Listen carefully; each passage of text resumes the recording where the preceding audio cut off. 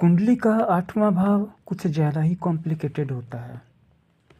लेकिन फिर बात क्या है कि ज़िंदगी की जितनी भी संभावनाएं हैं, और मैं किसी छोटी संभावना की बात नहीं कर रहा हूँ, जो जीवन की बड़ी और अप्रतिम संभावनाएं हैं। जीवन में तो छोटी चीज़ें भी घटती हैं, बड़ी चीज़ें भी घटती हैं, लेकिन बात क्या है कि पैटर्न सेम रहता है। बस वही चीज़ घटती है जो पहले भी आई थी, कभी कोई नई चीज़ तो नहीं घटती है। तो 8वां भाव जो है वो कॉम्प्लिकेशंस का घर है। उसमें डिफ़िकल्टीज़ क्रिएट होती हैं, लेकिन होती क्यों हैं? होती इसलिए हैं कि उसके बाद फिर जीवन में कोई नई चीज़ घटित होती है, किसी नई संभावना के प्रकट होने के चांसेस बनते हैं। 8वां भाव जो है द अनएक्सपेक्टेड का है।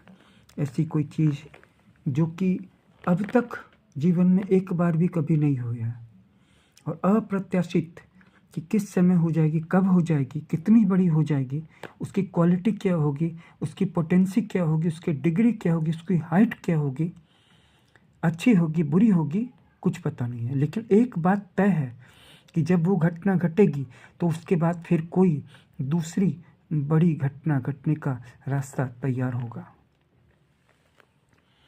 डर और वहम का भी है जो अष्टम भाव है।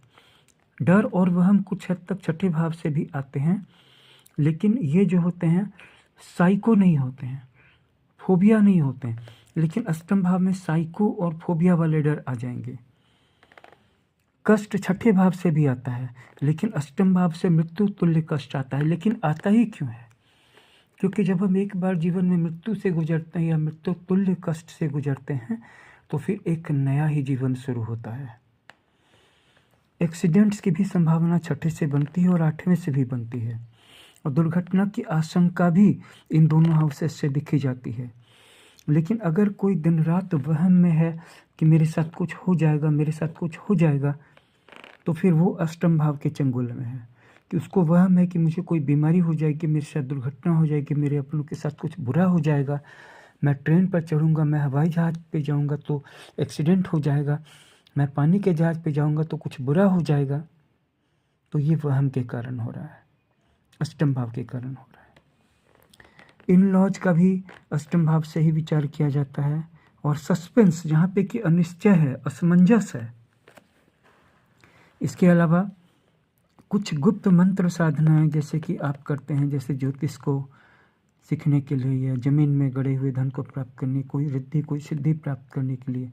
और फिर जीवन में जो भी गुप्त है, जैसे मान लीजिए आपके पास बहुत सारा पैसा है लेकिन किसी को आपने बताया नहीं है, या आपके पास पैसे को पाने का कोई सीक्रेट है, या आपके पास कोई राज है आपने किसी को बताया नहीं है, या गुप्त रखना चाहिए, तो ये भी अष्टम भाव से देखा जाएगा। ट्रांस किसी भी तरह का एकाग्रता है, फोकस है, माइंड शांत हो गया, रिलैक्स हो गया, निर्विचार हो गया है, यह समाधि की उच्चतर अवस्थाएं हैं, तो इनका पता भी हमें अष्टम भाव से ही चलता है। आपकी लॉन्जेविटी का पता, टोटल एज का पता, यानी कि आपकी आयु कितनी है, आप दीर्घायु वाले हैं यानी इसका पता चलता है, तथा आपके जीवन साथी के मृत्यु के बारे में भी पता अष्टम भाव से ही चलता है। तो अगर आपका लग्नेश अष्टम भाव में है तो आत्महत्या की संभावना बनती है। हालांकि सारे ग्रहों के साथ ऐसा नहीं होता है। दुर्घटना की संभावना बनती है, वायुयान या कार दुर्घटना की। अगर लग्नेश छठे भाव में है तो रोग से मृत्यु होने का संदेह पैदा होता है, और लग्नेश अगर 12वें घर में है तो किसी प्राकृतिक आपदा से मृत्यु हो सकती है। आज ही अपनी पूरी कुंडली का अच्छा क्वालिटी का विश्लेषण करवाएं। डिस्क्रिप्शन में मेरा व्हाट्सएप नंबर दिया हुआ है। धन्यवाद।